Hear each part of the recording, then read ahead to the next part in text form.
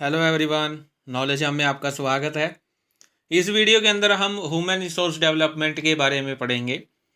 Human resource development जैसे कि मैंने लास्ट वीडियोस में भी बताया है कि ह्यूमन रिसोर्स डेवलपमेंट जिसमें आप अपने जो वर्कर्स हैं, जो एम्प्लॉयज़ हैं और जितने भी आपके मैनेजर्स हैं उनका क्या करते हो, डेवलपमेंट करते हो। उनकी नॉलेज को इनक्रीज़ करते हो, उनकी एफिशिएंसी को इनक्रीज़ करते हो, उनकी स्किल्स में इम्प्रूवमेंट लेके आते हो और उनकी जो वर्क क्वालिटी है उसमें भी क्या लेके आते हो, इम्प्रूवमेंट लेके आते हो। वो है आपका ह्यूमन रिसोर्स डेवलपमेंट। हम लास्ट वीडियो में जो हमारा चैप्टर है ट्रेनिंग एंड डेवलपमेंट, उसका थोड़ा सा पार्ट कंप्लीट कर चुके थे। लास्ट वीडियो के अंदर मैंने ट्रेनिंग का मीनिंग, डेफिनेशन, उसकी कुछ करैक्टरिस्टिक्स, क्या उसकी इम्पोर्टेंस है और क्या उसके ऑब्जेक्टिव्स हैं, क्या उद्देश्य हैं, उसके बारे में मैंने डिस्कस किया था लास्ट वीडियो के अंदर। आज की जो वीडियो है इसके अंदर हम शुरू करते हैं। पहले हम मीनिंग देख लेते हैं। तो मीनिंग क्या होता है ट्रेनिंग का, ट्रेनिंग से अभिप्राय क्या होता है। प्रशिक्षण क्या है? जो संस्था द्वारा किसी कार्य को कुशलतापूर्वक करवाने के लिए कर्मचारियों को उचित योग्यता, कला व ज्ञान प्रदान करते हैं। कि जो ट्रेनिंग है वो ऑर्गेनाइजेशन के द्वारा प्रोवाइड करवाई जाती है। किसको? एम्प्लॉयज़ को। वो एम्प्लॉयज़ को इसलिए प्रोवाइड करवाई जाती है ताकि उनकी जो नॉलेज है, जो उनकी स्किल्स हैं, जो उनकी एफिशिएंसी है, उनको क्या कर सकें, इनक्रीज़ कर सकें। उसके बाद क्या कहता है, training is necessary according to the changing environment. ये जो ट्रेनिंग होती है, जो प्रशिक्षण होता है, वो बदलते वातावरण के अनुसार, चेंजिंग एनवायरनमेंट के अकॉर्डिंग नेसेसरी होता है, आवश्यक होता है। अगर जो आपका एम्प्लॉई है, अगर आप उसको किसी एनवायरनमेंट में, मीन्स चेंजिंग एनवायरनमेंट में सर्वाइव करवाना चाहते हो, तो उसको आपको ट्रेनिंग देनी पड़ेगी according to environment, according to technology. क्योंकि टेक्नोलॉजी एक ऐसी तकनीक है जिसमें जो मतलब कि डे बाय डे चेंज होती जा रही है। टेक्नोलॉजिकल एनवायरनमेंट ऐसा एनवायरनमेंट है जो डे बाय डे चेंज होता जा रहा है। तो जैसा एनवायरनमेंट है वैसे उसको ट्रेनिंग प्रोवाइड करवाना। उसके बाद इसकी डेफिनेशन आती है अकॉर्डिंग टू फिलिपो। फिलिपो क्या कहता है? Training is the act of increasing knowledge and skill of an employ for doing a particular job. कि जो ट्रेनिंग है, training is a act. Training क्या है? एक कार्य है जो क्या है, किसी विशेष कार्य, मीन्स किसी पर्टिकुलर जॉब को करने के लिए जो एम्प्लॉई है उसकी नॉलेज और उसकी जो स्किल है उनको क्या किया जाता है, इनक्रीज किया जाता है। उनके ज्ञान तथा कौशल में क्या की जाती है, वृद्धि की जाती है। वो क्या है? आपका ट्रेनिंग है। तो ये आपका ट्रेनिंग का मीनिंग था और इसकी डेफिनेशन थी। अब इसके बाद इसकी प्रोसेस आती है कि जो आपका ट्रेनिंग प्रोग्राम है उसकी क्या प्रोसेस है, क्या उसकी प्रक्रिया है। इसका मैंने हिंदी में भी ट्रांसलेट किया है कि जो आपकी प्रशिक्षण कार्यक्रम है उसकी क्या प्रक्रिया है। इससे रिलेटेड आपको अगर नोट्स चाहिए तो आप हमारा टेलीग्राम जो चैनल है, टेलीग्राम ग्रुप है, उसे आप ज्वाइन कर सकते हो, जिसकी लिंक मैं आपको डिस्क्रिप्शन बॉक्स में दे दूँगा। तो हम इसकी प्रोसेस को शुरू करते हैं। फर्स्ट पॉइंट आता है determining the objective of training. कि जो प्रोसेस में फर्स्ट पॉइंट आता है ट्रेनिंग का, कि ट्रेनिंग में हम पहले क्या करते हैं, ऑब्जेक्टिव डिटरमाइन करते हैं ट्रेनिंग का। जो आप प्रशिक्षण दे रहे हो, जो आप ट्रेनिंग दे रहे हो, वो एम्प्लॉय को आप किस ऑब्जेक्टिव से दे रहे हो, किस उद्देश्य से दे रहे हो, पहले उसे क्या करते हो, डिटरमाइन करते हो, उसका निर्धारण करते हो। उसके बाद सेकंड पॉइंट क्या कहता है, obtaining information about trainings. Means जो आपके प्रशिक्षणार्थी हैं जिनको आपने ट्रेनिंग देनी है, उनका क्या करते हो, उनसे रिलेटेड जितने भी इंफॉर्मेशन है वो आप क्या करते हो, ऑब्टेन करते हो, प्राप्त करते हो। उनके विषय में सारी जानकारी, मीन्स उनको क्या नॉलेज है, क्या उनकी एफिशिएंसी है और किस जॉब में उनका ज़्यादा इंटरेस्ट है, उसके बारे में क्या करते हो, आप सारी इन्फॉर्मेशन कलेक्ट करते हो। उसके बाद थर्ड पॉइंट आता है डिटरमाइनिंग कंटेंट ऑफ ट्रेनिंग। कि जिस हिसाब से आपने ट्रेनिंग देनी है, जो आपके ट्रेनिंग के ऑब्जेक्टिव्स हैं, उससे रिलेटेड आप क्या करते हो, कंटेंट निर्धारण करते हो कि कौन कौन सी विषय सामग्री, मीन्स कौन कौन से रिसोर्सेज की आपने ज़रूरत है ट्रेनिंग देने के लिए, कैसे कैसे रिसोर्सेज चाहिए। और तो क्या क्या आपको कंटेंट चाहिए, कि उसका एजेंडा क्या है ट्रेनिंग का, तो सारा कुछ इसमें डिटरमाइन किया जाता है, उसका निर्धारण किया जाता है, जो भी आपको कंटेंट चाहिए होता है ट्रेनिंग के टाइम। उसके बाद फोर्थ पॉइंट आता है determine the place of training, कि जो ट्रेनिंग है वो किस स्थान पर दी जाएगी, क्या उसका प्लेस होगा। मीन्स जो कंपनी है उसके अंदर ही दी जाएगी, या उससे बाहर कहीं और दी जाएगी, अलग से जो ट्रेनिंग सेंटर बने होते हैं उनके पास जाके वहाँ पे इनको ट्रेनिंग प्रोवाइड करवाई जाएगी। तो इसमें क्या है, जो आपके ट्रेनिंग का प्लेस है, प्रशिक्षण का जो स्थान है वो निर्धारित किया जाता है, उसको डिटरमाइन किया जाता है। उसके बाद फिफ्थ पॉइंट आता है determining time and duration of training, कि जो आपका फिफ्थ पॉइंट है उसमें क्या है, जो आपका ट्रेनिंग है, जो प्रशिक्षण है, उसकी टाइमिंग मीन्स उसका समय और उसकी अवधि क्या की जाती है, निर्धारित की जाती है, कि जो आपका ट्रेनिंग है वो कितने टाइम पीरियड के लिए है, कितना टाइम तक होना चाहिए, या जो ट्रेनिंग प्रोग्राम है उसकी ड्यूरेशन क्या होनी चाहिए, 1 घंटे की होनी चाहिए, 2 घंटे की होनी चाहिए ट्रेनिंग डेली डेली, या कितने दिन के लिए उनको दी जानी चाहिए, भाई 1 महीने में वो सारा कुछ सीख जाएंगे या 2 महीने में सारा कुछ सीख जाएंगे। तो इसमें ट्रेनिंग की टाइमिंग डिटरमाइन किया जाता है, ट्रेनिंग का टाइम निर्धारण किया जाता है। उसके बाद सिक्स्थ पॉइंट आता है selecting the method of training, training के लिए कौन से मेथड को चूज किया जाना चाहिए, कौन से मेथड का चयन किया जाना चाहिए, कि कौन से मेथड से जो आपका एम्प्लॉय है उसको ट्रेनिंग प्रोवाइड करवाई जाएगी। आगे की जो वीडियोस है उसमें हम आपको मेथड के बारे में ही बताएंगे, कि एक ट्रेनिंग को प्रोवाइड करवाने के कौन कौन से मेथड होते हैं, कौन कौन से डिफरेंट मेथड होते हैं। तो उनमें से किसी एक मेथड को सिलेक्ट करना अकॉर्डिंग टू एम्प्लॉय के अनुसार, कि उसको किस प्रकार की ट्रेनिंग की ज़रूरत है, उस अकॉर्डिंग से क्या करना, मेथड को चूज करना। वो आपका सिक्स्थ पॉइंट आता है। और सेवन्थ पॉइंट क्या आता है, सिलेक्टिंग ट्रेनर। इसमें क्या है, जो प्रशिक्षक है उसका चयन किया जाता है, कि जो आपके ट्रेनीज हैं उनको सिखाएगा कौन। मीन्स जो सिखाने वाला होता है उसको गुड नॉलेज होती है, अच्छा एक्सपीरियंस होता है, ठीक है। तो उसमें इसमें क्या है, सेवन्थ पॉइंट में जो उनको सिखाएगा, जो ट्रेनर होगा, जो प्रशिक्षक होगा, उसका क्या किया जाएगा, चयन किया जाएगा, उसका सिलेक्शन किया जाएगा सेवन्थ पॉइंट में।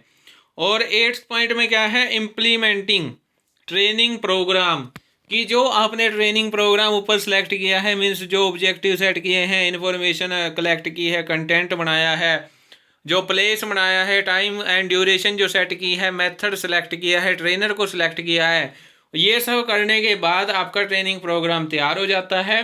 फिर उसको आप क्या करोगे, एट्थ पॉइंट में इम्प्लीमेंट करोगे, मीन्स उसको कार्य में लेके आओगे अब आप ट्रेनिंग प्रोग्राम को।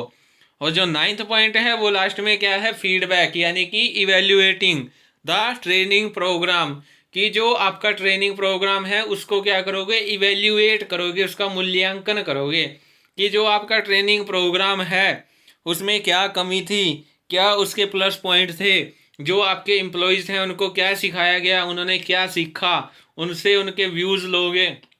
तो ये सारा किस में आ जाता है, नाइन्थ स्टेप में आ जाता है, आपके इवेल्युएटिंग के स्टेप में आ जाता है।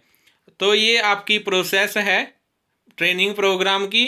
अब उसके बाद आता है design of a training program, कि जो ट्रेनिंग प्रोग्राम है उसको कैसे डिज़ाइन किया जाता है, उसकी रूपरेखा क्या होती है।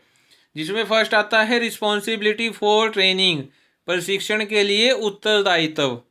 तो जो आपका ट्रेनिंग प्रोग्राम है वो कोई छोटा मोटा प्रोग्राम तो होता नहीं, कि जो मतलब कि एक ही डिपार्टमेंट उसके सारे काम कर लेगा। तो उसको ना कुछ डिपार्टमेंट्स में बांटा गया है अकॉर्डिंग टू वर्क, कि कौन सा डिपार्टमेंट क्या काम करेगा। वो नीचे कुछ ये 4 डिफरेंट डिपार्टमेंट्स आपके दिए गए हैं, इनको वन बाय वन डिस्कस करते हैं। पहला आता है टॉप लेवल मैनेजमेंट, उच्च स्तरीय प्रबंध।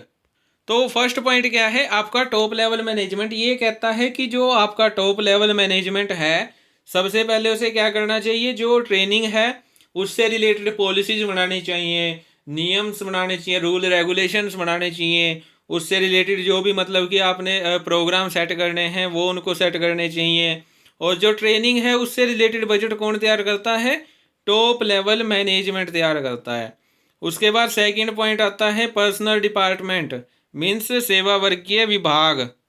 तो जो आपका सेकंड डिपार्टमेंट है पर्सनल डिपार्टमेंट, वो क्या कहता है कि जो सेवा वर्गीय विभाग होता है उसको क्या करना चाहिए, जो भी टॉप लेवल मैनेजमेंट ने जो भी रूल रेगुलेशंस बनाए हैं, जो भी मतलब कि उन्होंने ट्रेनिंग प्रोग्राम सेट किया है, उनको क्या करना चाहिए, इम्प्लीमेंट करना चाहिए, उनको कार्य में लेके आना। और उसके बाद कार्य में लाने के बाद जो भी मतलब कि उन्होंने प्रोग्राम जो सेट किया था, जो भी रूल रेगुलेशन बनाए थे, उनका क्या करना, इवेल्युएशन करना, उनका मूल्यांकन करना। ये सारा काम कौन करता है, पर्सनल डिपार्टमेंट।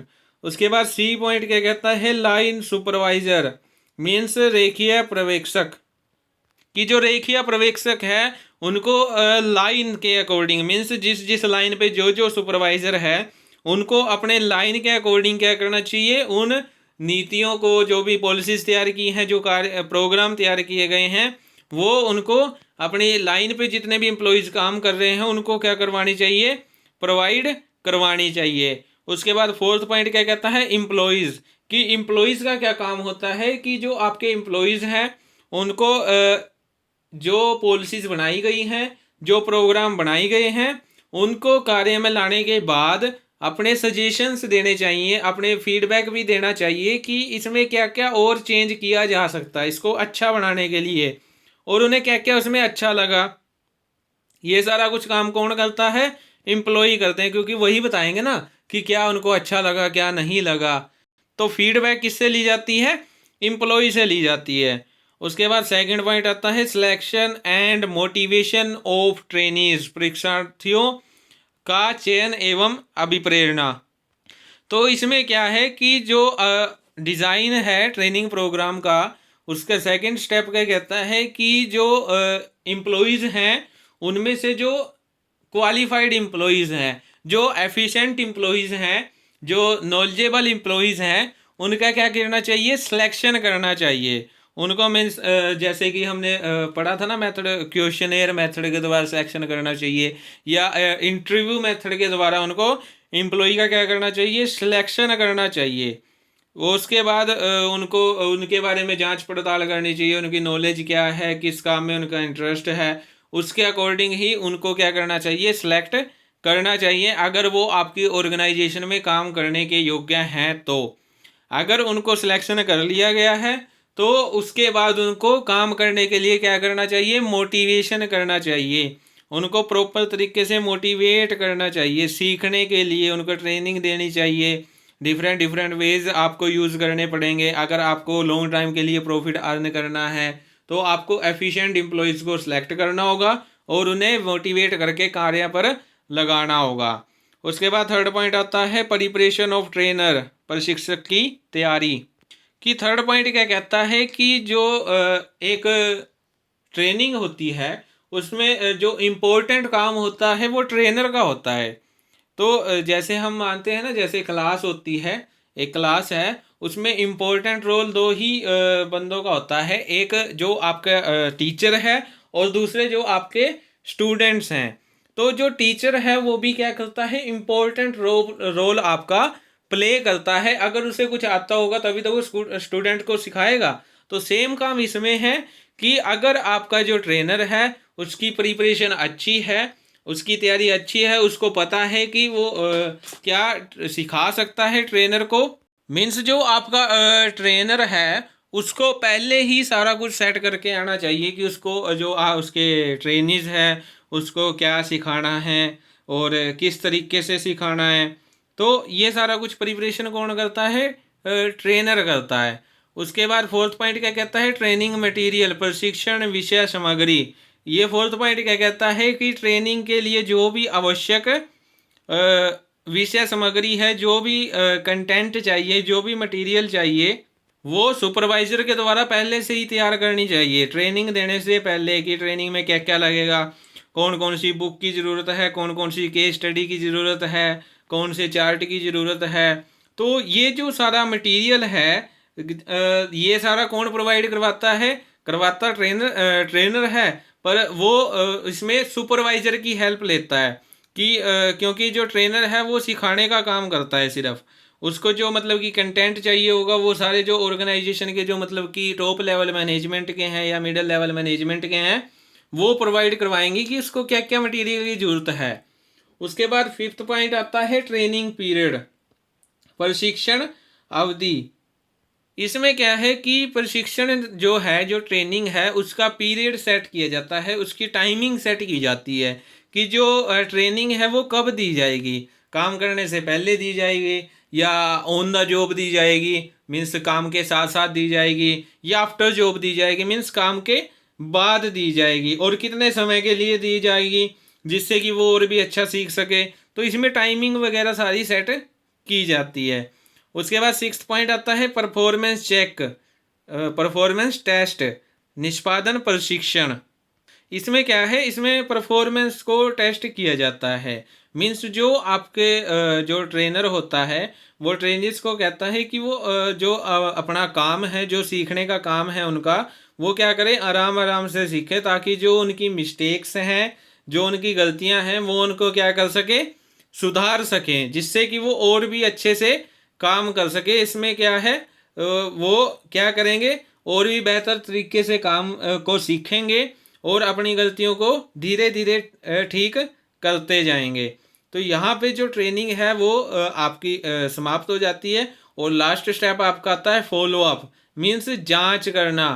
ये सबसे इम्पोर्टेंट स्टेप होता है, जिसमें भी जो आपने ट्रेनिंग प्रोग्राम सेट किया है उसके अंदर क्या कमियां मिली, क्या उसमें गलतियां थी, क्या उसके प्लस पॉइंट थे, क्या माइनस पॉइंट थे, इन सब के बारे में जांच करना। इनका जो फीडबैक है वो कौन देगा, वो आपके परीक्षार्थी देंगे। जो भी आपके ट्रेनिंग्स हैं, जिनको सिखाया जा रहा था, उनको पूछना कि उनको क्या क्या अच्छा लगा और क्या अच्छा नहीं लगा। ये सब क्या करना, जांच करना, फॉलो अप करना। ये इसका लास्ट जो काम है डिज़ाइनिंग में, ट्रेनिंग प्रोग्राम के डिज़ाइनिंग का लास्ट स्टेप क्या है, फॉलो अप है। और जो आपको कमियां पता चलती हैं, उन कमियों को सुधार करके नेक्स्ट टाइम जब ट्रेनिंग प्रोग्राम को ऑर्गेनाइज्ड किया जाए, उसको और भी इफ़ेक्टिव तरीके से किया जाए, ताकि जो आपकी कमियां हैं उनको पूरा किया जा सके। तो ये डिज़ाइन था, रूपरेखा थी जो ट्रेनिंग प्रोग्राम होता है, कि उसकी क्या रूपरेखा होती है, क्या उसका डिज़ाइन होता है, कैसे तैयार की जाती है। उसके बाद आपका लास्ट पॉइंट आता है आज का, प्रिंसिपल्स ऑफ ट्रेनिंग, कि जो आपका प्रशिक्षण है उसके क्या क्या सिद्धांत हैं। फर्स्ट जो प्रिंसिपल है वो क्या कहता है, प्रिंसिपल ऑफ एडुकेट नॉलेज, कि जो आपके मैनेजर्स हैं उनको ट्रेनिंग से रिलेटेड एडुकेट नॉलेज होनी चाहिए, कि वो ट्रेनिंग किस ऑब्जेक्टिव से प्रोवाइड करवा रहे हैं, क्या उनके लिमिटेशंस हैं, क्या नीड्स हैं, ट्रेनिंग की क्या क्या नीड्स हैं, उनके बारे में एडुकेट नॉलेज होनी चाहिए किनको, जो मैनेजर्स हैं। और उसके बाद अगर हम देखें तो जो आपका ट्रेनर है उसको भी एडुकेट नॉलेज होनी चाहिए कि उसने क्या सिखाना है। तो ये प्रिंसिपल ऑफ एडुकेट नॉलेज ये कहता है कि जो भी सिखाने वाला है और जो भी आपके मैनेजर हैं उनको क्या होनी चाहिए, एडुकेट नॉलेज होनी चाहिए, रिलेटेड किससे, ट्रेनिंग से, कि ट्रेनिंग के ऑब्जेक्टिव क्या है। उसके बाद सेकंड पॉइंट आता है प्रिंसिपल ऑफ रिस्पॉन्सिबिलिटी, उत्तरदायित्व का सिद्धांत। इसमें क्या कहता है, प्रिंसिपल ऑफ रिस्पॉन्सिबिलिटी क्या कहता है कि जो भी आपका ट्रेनर है और जो भी मतलब कि मैनेजर हैं, उनको उनकी रिस्पॉन्सिबिलिटी का पता होना चाहिए कि उनको क्या करना है, कैसे करना है। अगर आपका जो ट्रेनर है वो रिस्पॉन्सिबल नहीं है, इररिस्पॉन्सिबल है, उसको मतलब उसको पता ही नहीं कि उसका उत्तरदायित्व क्या है, तो वो आपके जो ट्रेनीज हैं, जो एम्प्लॉयज़ हैं जिनको सिखाना है, वो उनको अच्छे तरीके से नहीं सिखा पाएगा। तो इसके लिए जो आपका प्रिंसिपल और रिस्पॉन्सिबिलिटी क्या कहता है कि जो आपका ट्रेनर है और जो मैनेजर्स हैं उनको अपनी रिस्पॉन्सिबिलिटी के बारे में पूर्ण ज्ञान होना चाहिए, पता होना चाहिए अच्छे से। उसके बाद थर्ड पॉइंट आता है प्रिंसिपल ऑफ प्रैक्टिस, कि जो आपका प्रिंसिपल ऑफ प्रैक्टिस है, जो अभ्यास का सिद्धांत है, वो ये कहता है कि जो ट्रेनिंग है, कि जो आपके ट्रेनीज हैं, ट्रेनिंग के अंदर मीन्स जो आपके ट्रेनीज हैं उनको क्या करना चाहिए, उनको बार बार प्रैक्टिस करनी चाहिए, अभ्यास करना चाहिए। और जो ट्रेनर है उसको भी बार बार अभ्यास करना चाहिए, जिससे कि वो अपने जो ट्रेनिंग है उसको क्या बना सके, इफेक्टिव बना सके। इससे क्या होगा कि जो आपके ट्रेनीज हैं, जो आपके परीक्षार्थी हैं, वो क्या करेंगे, बढ़ चढ़ के ट्रेनिंग में पार्ट लेंगे और भी मोटिवेशन के साथ ट्रेनिंग लेने के लिए आएंगे। और जो आपके ट्रेनिज हैं उनको भी क्या करने की ज़रूरत है, प्रैक्टिस करने की ज़रूरत है। उसके बाद आता है प्रिंसिपल ऑफ नीड, मीन्स आवश्यकता का सिद्धांत, कि जो ट्रेनिंग है वो जो आपका बिजनेस है उसकी नीड के अकॉर्डिंग दिया जाना चाहिए। मीन्स जो आपके एम्प्लॉयज़ हैं केवल उसी टेक्नोलॉजी के बारे में एम्प्लॉयज़ को बताया जाना चाहिए जो आपके बिजनेस के लिए क्या है, इम्पोर्टेंट है, नेसेसरी हैं। तो प्रिंसिपल ऑफ नीड क्या कहता है कि जो आपकी ट्रेनिंग है वो बिजनेस की नीड के अकॉर्डिंग होनी चाहिए, एक ऑर्गेनाइजेशन की नीड के अकॉर्डिंग होने चाहिए। उसके बाद आता है प्रिंसिपल ऑफ मोटिवेशन, अभिप्रेरणा का सिद्धांत। अभिप्रेरणा का सिद्धांत क्या कहता है कि जो ट्रेनिंग प्रोग्राम है उसको वो फुल मोटिवेटेड होना चाहिए कि उसमें जो आपके एम्प्लॉयज़ हैं उनको क्या किया जा सके, मोटिवेट किया जा सके। मीन्स उनको time to time training program दिखाए जाएं, टाइम टू टाइम उनको क्या किया जाए, रिवार्ड उनको दिए जाएं, और उनको ऐसा बना दिया जाए कि वो अपने काम को बेहतर तरीके से कर सकें और बार बार वो क्या हो, सक्सेस हो अपने काम को करने में, जिससे कि वो क्या होंगे, और भी मोटिवेट होंगे।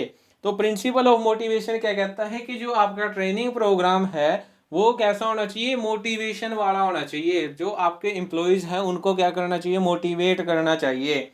उसके बाद आता है 6th point, principle of accuracy, स्पष्टता का सिद्धांत। ये प्रिंसिपल क्या कहता है कि जो मतलब कि आपकी ट्रेनिंग है उसके जो ऑब्जेक्टिव्स हैं वो क्लियर कट होने चाहिए। मीन्स उनमें एक्यूरेसी होनी चाहिए, स्पष्टता होनी चाहिए। और जो भी मतलब कि आप एम्प्लॉयज़ को सिखाना चाहते हैं, जो भी ट्रेनिंग्स के आप सिखाना चाहते हैं, वो क्या होना चाहिए, स्पष्ट होना चाहिए, एक्यूरेट होना चाहिए। ये नहीं है कि जो आपके ट्रेनिंग दे रहे हो, जो आप उनको सिखाना चाह रहे हो, वो उनके समझ में नहीं आ रहा है।